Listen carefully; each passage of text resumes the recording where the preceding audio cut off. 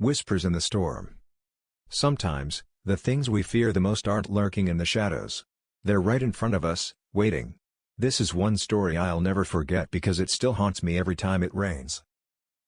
It started on a stormy evening in the small town of Millhaven, Maine, a town where everyone knew your name, but nobody knew your secrets. I was driving down Route 17, the rain slashing against my windshield, when my car suddenly sputtered and came to a halt. Dead engine. Of course, just my luck. I reached for my phone, but there was no signal. The road was empty except for the occasional flash of headlights in the distance. I was stranded. Ahead, through the downpour, I spotted a faint light glowing in the woods. A house. A cabin? I hesitated but knew I had no choice. The storm was intensifying, and staying in my car didn't feel safe. So, with my jacket pulled tight and my flashlight in hand, I trudged through the muddy path toward the light. The closer I got, the more peculiar the house looked. It was a weathered two-story structure, its windows glowing faintly. An old swing creaked on the porch, swaying in the wind, though there was no breeze to move it. I knocked on the door, and it creaked open as if it had been waiting for me. "Hello?" I called, my voice shaky. "Is anyone home? My car broke down, and I need help." No answer. But the warm glow of a fire flickered deeper inside. Against my better judgment, I stepped in. The air was heavy with the scent of damp wood and something else, something metallic. Blood? I shook the thought from my mind. The interior was dated, like stepping into the 1920s.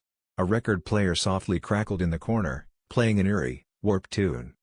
As I moved further in, a shadow darted across the hallway. My heart stopped. "Hey! Wait!" I shouted, but the shadow was gone. I felt a chill run down my spine. Something wasn't right. I should have left then. But curiosity, or stupidity, got the better of me. I followed the hallway, my footsteps echoing on the wooden floor. At the end of the hall, there was a large mirror. At first, it seemed ordinary. But as I got closer, I noticed my reflection wasn't quite right. My face was distorted. My smile stretched unnaturally wide, though I wasn't smiling. My reflection tilted its head, staring back at me with hollow eyes. I stumbled back, and the mirror cracked, a thin spiderweb fracture splitting the glass. Behind me, I heard faint whispering. "Leave. Before it's too late." I spun around, but no one was there. My pulse raced. I decided to turn back to the door, but as I retraced my steps, the house seemed to shift. The hallway stretched endlessly, the door I had entered now gone. "Are you lost?" I nearly jumped out of my skin. A girl stood at the end of the hall. She couldn't have been older than 10, her pale face framed by long, dark hair. She wore a tattered white dress, her feet bare. "Who are you?" I asked, trying to keep my voice steady. She didn't answer. Instead, she turned and began walking away. "Follow me," she said softly. Against every ounce of common sense, I followed. She led me to a small room with a flickering lamp. The walls were covered in strange symbols, carved deep into the wood. They looked like warnings, circles, spirals, and jagged lines. "Do you hear them?" she whispered. "Hear what?" She tilted her head, her eyes wide with fear. "The whispers. They're always watching. You have to be careful, or they'll take you too." "Who will take me?" I asked, but before she could answer, the lamp flickered out, plunging us into darkness. The whispers came immediately. Faint at first, like the rustling of leaves. Then louder, overlapping voices that seemed to come from every direction. "Run," the girl said, her voice trembling. "They're here." I didn't need to be told twice. I grabbed her hand and bolted down the hallway, the walls closing in as the voices grew louder. They weren't just whispers anymore, they were screams, angry and guttural. As we ran, doors slammed shut around us, and the air grew colder. The girl's grip on my hand tightened. "There," she shouted, pointing to a staircase that seemed to lead down into a basement. I hesitated. The basement? That's where bad things always happen. But the screaming was getting closer, and I knew we had no choice. The basement was worse than I imagined. It smelled of decay, the air thick and suffocating. Old furniture was stacked haphazardly, and the walls were lined with faded photographs, faces scratched out, their eyes gouged. "Stay quiet," the girl whispered. I nodded, trying to steady my breathing. The whispers had followed us, circling above like vultures. Shadows danced on the walls, shifting and twisting into grotesque forms. "Why are they after us?" I asked. The girl looked at me with tear-filled eyes. "Because they're trapped. And they want you to join them." My stomach dropped. Join them? Before she could explain, the shadows surged toward us, their forms becoming solid. Hands, black and clawed, reached out from the darkness. "Run!" she screamed, shoving me toward a small door at the back of the basement. We burst through the door into another hallway, this one even older, the walls crumbling with age. The girl was crying now, her small frame trembling. "I'm sorry," she said, her voice barely a whisper. "For what?" She stopped and turned to face me, her expression filled with guilt. "I brought you here. I didn't mean to, but they made me. They said they'd let me go if I brought someone else." Her words hit me like a punch to the gut. I stepped back, disbelief and betrayal flooding my mind. You set me up?" I stammered. Tears streamed down her face. "I didn't want to. But they won't let me leave. They won't let anyone leave." Before I could respond, the hallway began to collapse, the walls buckling as the whispers turned to deafening roars. The shadows poured in, forming a massive, writhing figure, a grotesque mass of faces, eyes, and mouths. It loomed over us, its presence suffocating. "Go!" the girl shouted, pushing me toward another door. "What about you?" I yelled. She shook her head. "I can't leave. I belong to them now." "No." I grabbed her arm, refusing to leave her behind. "We're both getting out of here." The shadow creature roared, its many mouths screaming in unison.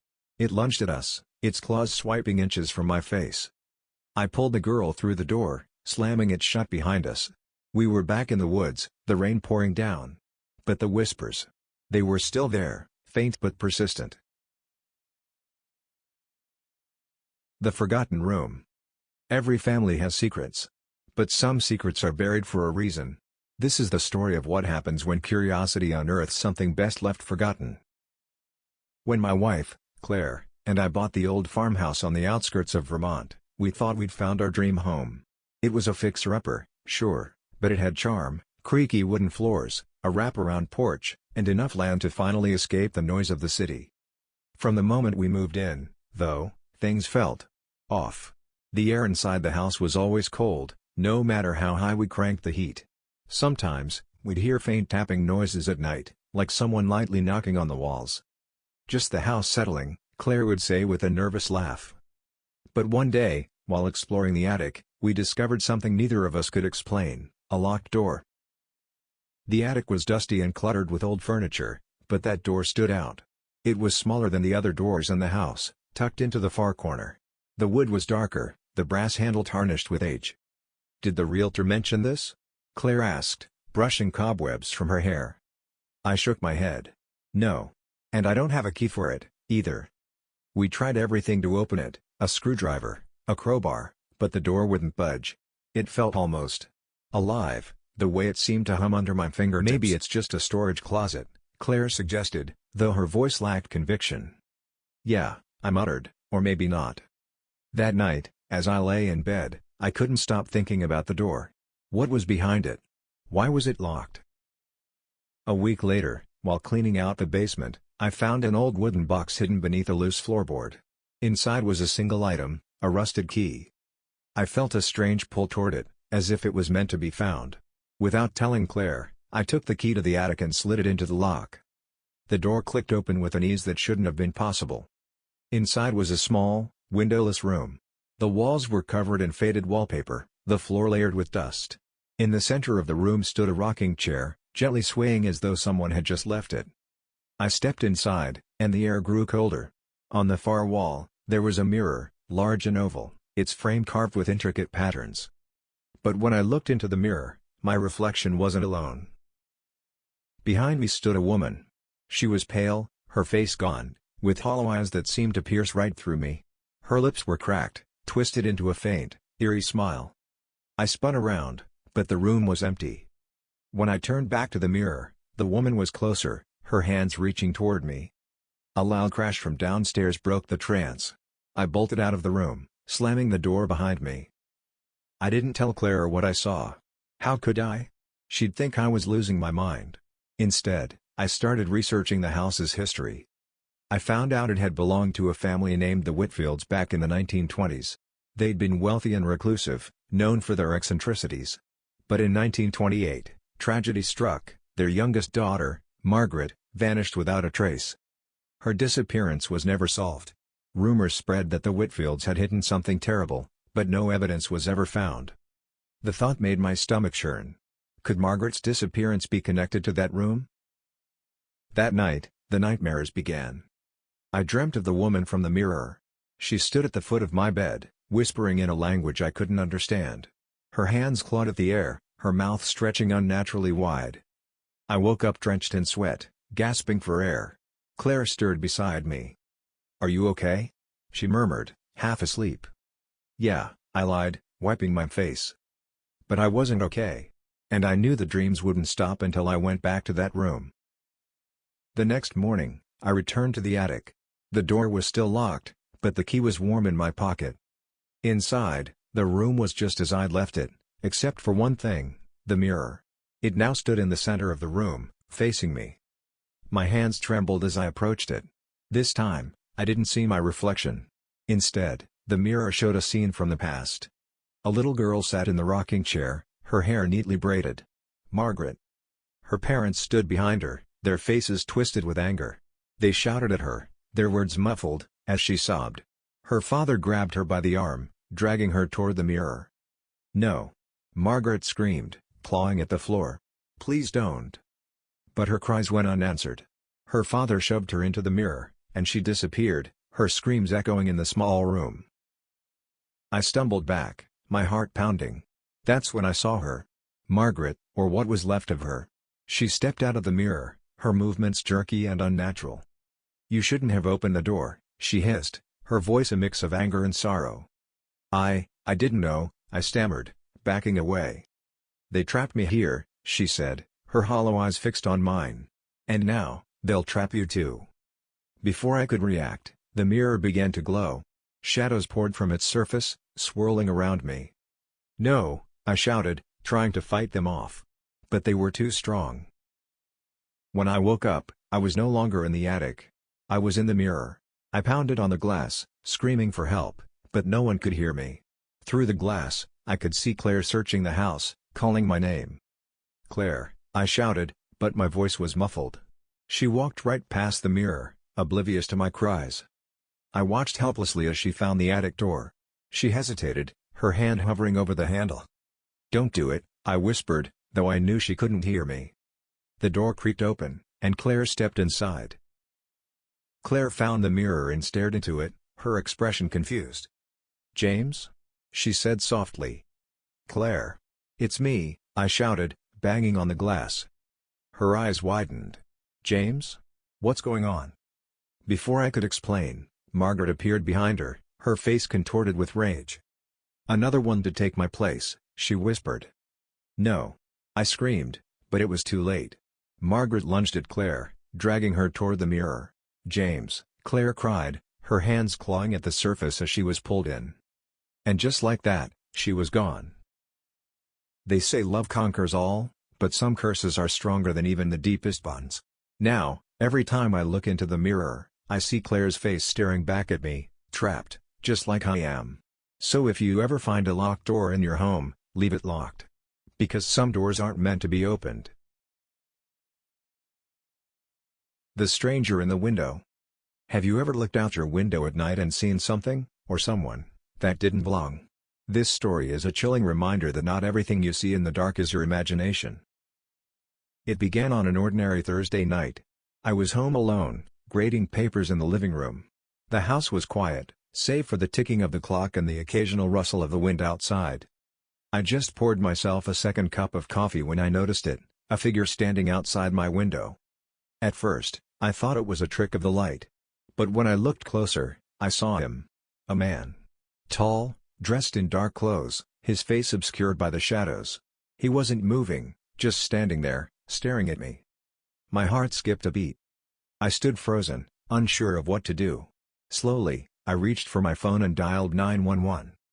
911, what's your emergency? There's a man outside my window, I whispered, my voice shaking. The dispatcher's voice was calm. Is he doing anything threatening? No, he's just standing there. I turned back to the window. But the man was gone. The police came, shining flashlights around the property, but they didn't find anything. Probably just a trespasser, the officer said, though his tone didn't ease my nerves. After they left, I double-checked every door and window, making sure everything was locked. But sleep didn't come easy that night. The next evening, it happened again.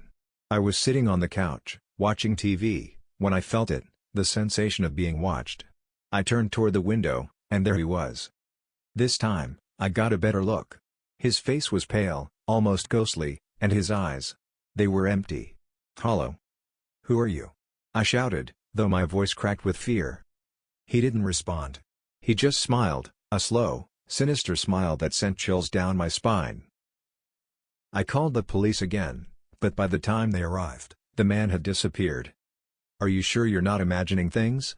one of the officers asked, his tone skeptical. "I know what I saw," I snapped, frustration boiling in my chest. But as the days passed, I started to question myself. No footprints were ever found in the yard, and the security cameras I installed failed to capture anything. Still, I couldn't shake the feeling that I wasn't alone. A week later, I found something that made my blood run cold. I was cleaning out the garage when I noticed an old, leather-bound notebook tucked beneath a pile of boxes. It wasn't mine. The first few pages were filled with sketches, crude drawings of a man. The same man I'd seen outside my window. The pages were dated, going back decades. The handwriting changed over time, as if multiple people had added to it. Some entries described sightings. "He's back again. Just standing there. Why won't he leave?" Others were warnings. "Don't let him in. Whatever you do, don't let him in." That night, I couldn't sleep. I kept the notebook beside me, its words replaying in my mind. "Don't let him in." Around midnight, I heard it, a faint tapping on the window. I froze. Tap. Tap. Tap. Slowly, I turned my head. He was there, standing outside, his pale face pressed against the glass. His smile was wider now, his teeth sharp and jagged. "Let me in," he mouthed, though no sound came. I shook my head, my heart pounding. He raised his hand, pointing toward the door. The tapping stopped. A moment later, I heard the doorknob rattling. "No," I whispered, backing away. I grabbed my phone, ready to call 911 again, but the signal was dead. My stomach dropped. The rattling grew louder, more aggressive. Then came the pounding. "Let me in," a voice growled from the other side. I ran to the kitchen, grabbing the biggest knife I could find. The pounding stopped, replaced by silence. Then I heard it, a creak from upstairs. My blood turned to ice. How had he gotten inside? I gripped the knife tighter, my hands shaking as I made my way up the stairs. "Who's there?" I called, though my voice was barely above a whisper. The hallway was dark, the only light coming from the small lamp in my bedroom. I pushed the door open, my heart hammering in my chest. There he was, sitting on the edge of my bed, his head tilted at an unnatural angle. "You shouldn't have ignored me," he said, his voice low and gravelly. Before I could react, he lunged at me. I slashed at him with the knife, but it passed through him as if he were made of smoke. His laughter echoed around the room, hollow and chilling. "You can't fight me," he hissed. I bolted down the stairs, my mind racing. I had to get out of the house. I reached the front door, but it wouldn't open. No matter how hard I pulled, it was like the house itself was trapping me. The windows shattered, the glass flying inward as the man appeared in every shard. His face, his smile, multiplied 100 times over. Desperate, I grabbed the notebook and flipped through it, searching for anything that could help me. Near the end, I found a single sentence scrawled in red ink: "The only way out is to face him." I didn't know what it meant, but I had no other choice. I turned to the man, who now loomed over me, his hollow eyes burning into mine. "What do you want from me?" I shouted. He smiled. "Everything." I stood my ground, clutching the notebook like a shield. "You don't scare me," I lied. His smile faltered. For the first time, he hesitated.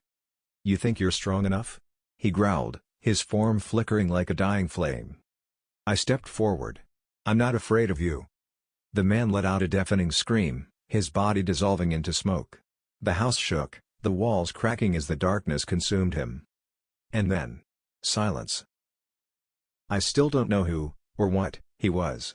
But every now and then, I catch a glimpse of him in the corner of my eye. So if you ever see a stranger outside your window, don't look away. And whatever you do, don't let him in.